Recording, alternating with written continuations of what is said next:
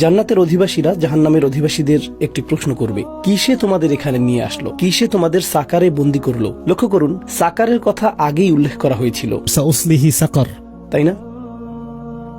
আল্লাহ এখন আলোচনার পরিসর আরো বিস্তৃত করবেন। একটি বিষয় আমি আপনাদের কাছে উল্লেখ করেছি, প্রথমেই সেই 1% অভিজাতদের সমালোচনা করা হয়েছিল, আর আল্লাহ বিশেষভাবে উল্লেখ করেছিলেন যারনি ওয়া মান খালাকতু ওয়াহিদা ওয়া জাআলতু লাহু মালাম মামদুদা।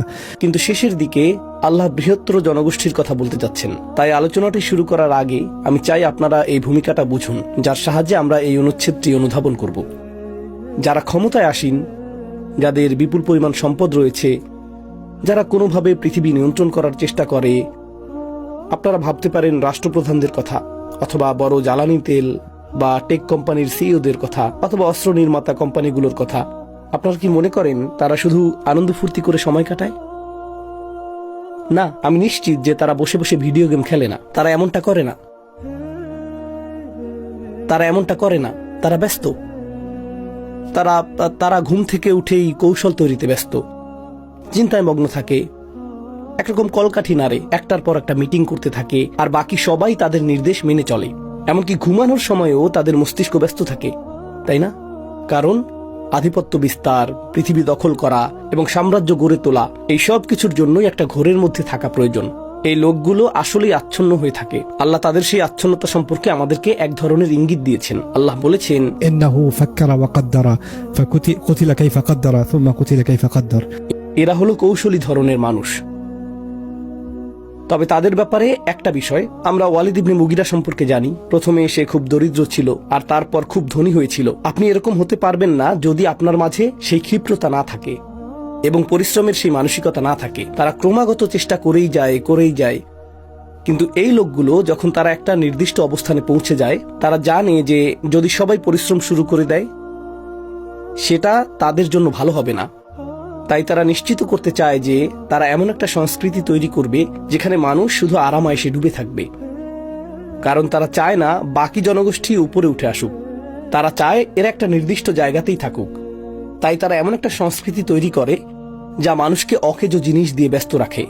খেলাধুলা, বিনোদন, পরচর্চা, গল্পগুজব, কবিতা, এইসব জিনিস। তারা হয়তো এর মধ্যে কোনো একটা কিছু করবে, তবে নিজেদের 97% সময়ই তারা ব্যয় করে নিজস্ব মিশনের পেছনে। কিন্তু তারা চায় সাধারণ মানুষ মূলত এইসব জিনিসের মধ্যে ডুবে থাকুক। এই অনুচ্ছেদটি পড়ার সময় আমরা দেখতে পাবো যে এখন আল্লাহ শুধু শীর্ষ 1%-এর কথা বলছেন না, আল্লাহ এখন জনসাধারণ অর্থাৎ বৃহত্তর জনগোষ্ঠীর কথাও বলছেন। তাদের অনেকেই জাহান্নামে যাবে এবং তাদের জাহান্নামে যাওয়ার কারণ। তাই আমরা শুধু জাহান্নামে অবস্থানকারী নিকৃষ্টতম কিছু মানুষের কথা বলছি না, বরং সাধারণ মানুষও জাহান্নামে যেতে পারে তা নিয়েও বলছি। আল্লাহ আমাদের সবাইকে জাহান্নাম থেকে রক্ষা করুন। তারা প্রথমে বলে, ক্বালু লাম নাকু মিনাল মুসাল্লিন। তারা বলে, আমরা সেই নামাজি মানুষদের অন্তর্ভুক্ত ছিলাম না। আমরা নামাজি মানুষদের অন্তর্ভুক্ত ছিলাম না। এটি একটি গভীর তাৎপর্যপূর্ণ কথা। আমরা নামাজি মানুষদের অন্তর্ভুক্ত ছিলাম না। অন্য কথায়, নামাজ সরাসরি ধর্মের সাথে সম্পর্কযুক্ত। আমরা ধার্মিক ছিলাম না। আমরা ধর্ম নিয়ে পরোয়া করতাম না। ধর্ম নিয়ে ভাবার কথা আমাদের মনেও আসতো না। ওটা আমাদের বিষয় ছিল না। এটা আমাদের কাছে তেমন গুরুত্বপূর্ণ ছিল না। জীবন তো সুন্দর, তাহলে ধর্মের আবার কি দরকার? কেন আমাকে নামাজ পড়তে হবে? নামাজ পড়লে কি উপকার পাবো? আপনার জীবন যদি বিনিময় ভিত্তিক হয়, নামাজ আপনাকে কিছুই দেবে না। বিষয়টা এরকম না যে নামাজ পড়লে আপনার পিঠের ব্যথা থাকবে না, আপনার রক্ত সঞ্চালন ভালো হবে, কারণ রুকু থেকে সিজদায় গেলে রক্ত প্রবাহ বাড়বে, মস্তিষ্কে রক্ত প্রবাহ বাড়বে, আপনার স্মৃতিশক্তি ভালো হবে, ইত্যাদি ইত্যাদি। আপনার অবস্থা, ওয়াও, এই কারণেই তো আমার নামাজ পড়া উচিত। নামাজের মাধ্যমে আপনি হয়তো এই উপকারগুলো পেতে পারেন, সেটা ভালো। কিন্তু সেক্ষেত্রে আপনি বলছেন নামাজ পড়ব কারণ এটা যোগব্যায়ামের একটা ভালো বিকল্প, তাই না? এক্ষেত্রে আপনি সঠিক কারণে নামাজ পড়ছেন না। তাদের ধারণা ছিল, আমি এর পেছনে কোনো যুক্তি খুঁজে পাইনি, আমরা এইসব জিনিস করতাম না, আমরা ধার্মিক ছিলাম না। তাদের বক্তব্য অনুযায়ী এটাই হলো প্রথম কারণ। কিন্তু কোরআনের দৃষ্টিতে, ইসলামের দৃষ্টিতে নামাজের উদ্দেশ্য আরো গভীর। এটা অন্য ধর্মের মতো নিছক কোনো উপাসনা নয়। নামাজের বিষয়ে চিন্তা করা যাক। এটা কিভাবে শুরু হয়? এটা তাকবীর দিয়ে শুরু হয়, তাই না? আল্লাহু আকবার। আর লক্ষণীয় বিষয় হলো, ইতিমধ্যেই এই সূরাতে এসেছে যে দাওয়াতি কাজের মূল বার্তা হলো রব্বাকা ফাকাব্বির। সেখান থেকেই এটা শুরু হয়েছিল। এখন নামাজে আমরা বলি আল্লাহু আকবার। আমরা দিনে এটা বহুবার বলি, নির্দিষ্ট সময়ে। আপনি যে কাজই করেন না কেন এটা আপনার কাজে বিঘ্ন ঘটায়। আপনি আল্লাহর মুখাপেক্ষী হন, কিবলা দিকে মুখ করেন এবং নিজেকে পুনরায় বিন্যস্ত করেন, আর আপনি গোটা দুনিয়াকে ভুলে যান। আপনি যে তর্ক বিতর্ক করছিলেন, যে প্রজেক্টে কাজ করছিলেন, যে মিটিংগুলোতে ব্যস্ত ছিলেন, পরিবারকে দেয়া সময়, যা কিছুই আপনি করছিলেন, এই সব কিছু থেমে যায়। আপনি কেবল আল্লাহর সামনে দাঁড়ালেন আর পৃথিবীটা যেন মিলিয়ে গেল। হোক সেটা 5 মিনিট, 2 মিনিট, 10 মিনিট, কিন্তু পৃথিবীটা আর অস্তিত্বে নেই, শুধু আপনি আর আল্লাহ। আর আপনি সরাসরি আল্লাহর মুখোমুখি। ওই মুহূর্তগুলোর জন্য আল্লাহ সত্যিই আকবার হয়ে ওঠেন, কারণ যখন আপনি নামাজে দাঁড়িয়ে থাকেন তখন আল্লাহর চেয়ে বড় কিছুই নেই। প্রকৃতপক্ষে আল্লাহ এতটাই আকবার যে আপনার মুখ এমন কিছু বলছে না যা আল্লাহ চান না যে আপনি বলুন। আপনি শুধু সেটাই বলবেন যা আল্লাহ চান আপনি বলুন। আপনার শরীর ঠিক সেভাবেই নড়বে যেভাবে আল্লাহ চান আপনি নড়ুন। আল্লাহ যেখানে চান আপনার চোখগুলো শুধু সেখানেই যাবে। আপনি আল্লাহু আকবারকে বাস্তব রূপ দিচ্ছেন যখন আপনি নামাজ পড়ছেন। আপনি শুধু এটা বলছেনই না, আপনি এটা বাস্তবে করে দেখাচ্ছেন। আর এর ফলে কি হওয়ার কথা? এটা আপনাকে পুনরায় বিন্যস্ত করার কথা, আপনার মাঝে একটি নতুন উপলব্ধি সৃষ্টি করার কথা। আমরা প্রতিদিন অনেক কাজ করি। আমাদের পারিবারিক ব্যস্ততা আছে, কর্মক্ষেত্রের ব্যস্ততা আছে, পড়াশোনার ব্যস্ততা আছে, স্বাস্থ্য সুরক্ষার ব্যস্ততা আছে। সারাদিন আমাদের সব ধরনের কাজ থাকে। আমি আপনাদেরকে একটি উদাহরণ দিচ্ছি। আমি বাইয়েনা ইনস্টিটিউটের পরিচালক। আমি দীর্ঘদিন ধরে এটা পরিচালনা করছি। আমাদের একদল কর্মচারী আছে। কিছু কর্মচারী অ্যাকাউন্টিংয়ে কাজ করে, কেউ প্রযুক্তি বিভাগে কাজ করে, কেউ মার্কেটিংয়ে, কেউ ভিডিও প্রোডাকশনে, কেউ গবেষণায় কাজ করে। প্রতিষ্ঠানের বিভিন্ন অবস্থানে লোকজন কাজ করে। তারা প্রতিদিন কাজ করে, আর তারা কাজ করতেই থাকে, করতেই থাকে, আর করতেই থাকে। জানেন সময়ের সাথে সাথে কি ঘটে? আপনি কাজের মধ্যে এতটাই হারিয়ে যান, আপনি নিজেকে প্রশ্ন করতে শুরু করেন, কেন এটা আমি করছি? একজন অ্যাকাউন্টেন্ট সারাদিন এক্সেল আর অ্যাক্সেস ফাইলের দিকে তাকিয়ে থেকে মনে করে, কাজের এত চাপ, আমি এই কাজ করতে চাই না। কিন্তু তারপর আমাদের গোটা কোম্পানির একটা পুনর্মিলনী হয়।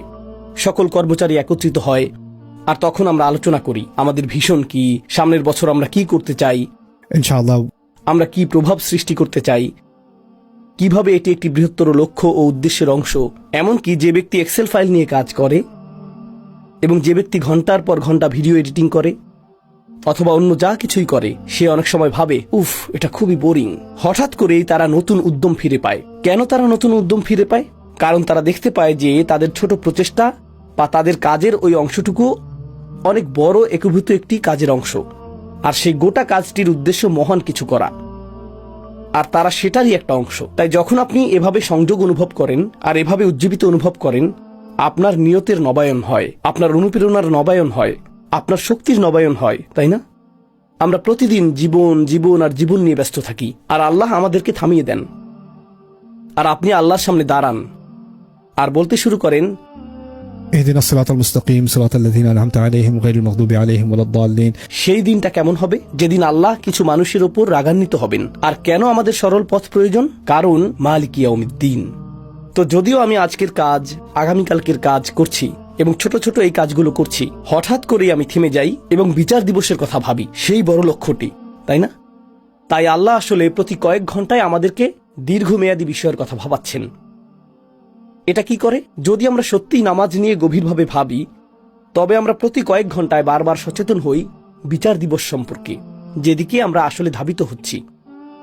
নতুন অনুভূতি, উদ্দেশ্যের এক নতুন অনুভূতি, সচেতনতার এক নতুন অনুভূতি যে আমি একটি যাত্রাপথের পথিক, আর আমি আজও সেই যাত্রাপথে অগ্রসর হচ্ছি। আমার কাছে যে বিষয়টি আরো অসাধারণ মনে হয় তা হলো বিচার দিবস এবং নামাজের মধ্যে একটা সামঞ্জস্য রয়েছে। বিচার দিবসে আমরা দাঁড়িয়ে থাকব, নামাজেও আমরা দাঁড়িয়ে থাকি। বিচার দিবসে আল্লাহর অনুমতি ছাড়া কেউ কথা বলবে না, নামাজে আমরা কথা বলি না আল্লাহ যা বলার অনুমতি দিয়েছেন তা ছাড়া। আল্লাহ বর্ণনা করেছেন যে বিচার দিবসে ফেরেশতারা আমাদের কৃতকর্মগুলো আমাদেরকে দেখাবেন, কিরামান কাতিবিন, তারা লিখছেন। আর যখন আপনি আপনার নামাজ শেষ করেন, আপনি সেই ফেরেশতাদের উপস্থিতি স্বীকার করেন যারা আপনার কাজগুলো লিপিবদ্ধ করছেন। আসসালামু আলাইকুম ওয়া রাহমাতুল্লাহ। আসসালামু আলাইকুম ওয়া রাহমাতুল্লাহ। বিষয়টাকে অন্যভাবে ভাবুন। মনে আছে যখন আপনারা পরীক্ষা দিতেন আর শিক্ষক হলের মাঝখানে হাঁটাহাঁটি করতেন?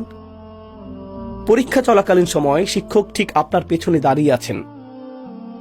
এখন আপনি শুধু পরীক্ষাই দিচ্ছেন না, শিক্ষকের শ্বাস প্রশ্বাস সম্পর্কেও আপনি সচেতন, তাই না? তিনি যদি সেখানে না থাকতেন, আপনি মাথা তুলে তাকাতেন, চারপাশে তাকাতেন, ঘাড় এদিক সেদিক করতেন। কিন্তু শিক্ষক যখন সেখানে উপস্থিত, আপনি কারণ এখন আপনি এমনকি এসব কিছুই করতে পারবেন না। অত্যন্ত সচেতন। কেন? কারণ আপনি নজরদারির মধ্যে আছেন, কেউ আপনাকে দেখছে। যখন আমরা বলি আসসালামু আলাইকুম রহমতুল্লাহ, আসসালামু আলাইকুম রহমতুল্লাহ, আপনি আপনার পাশের ওই লোকটিকে সালাম দিচ্ছেন না যার শরীর থেকে তরকারির গন্ধ আসছে। আপনি ফেরেশতাদেরকে সালাম দিচ্ছেন, আপনি তাদের উপস্থিতি স্বীকার করছেন, আপনি নিজেকে স্মরণ করিয়ে দিচ্ছেন যে আপনি নজরদারির মধ্যে আছেন এবং আপনার আমলনামা লেখা হচ্ছে, আর আপনি যা কিছু করেন সব নথিভুক্ত করা হচ্ছে। প্রতিটি নামাজের শেষে আমরা কি সেটাই করছি না? আমরা ফেরেশতাদের দেখতে পাই না, আমরা এই ফেরেশতাদের দেখতে পাই না, কিন্তু জানেন মালিক ইয়াউমিদ্দিন,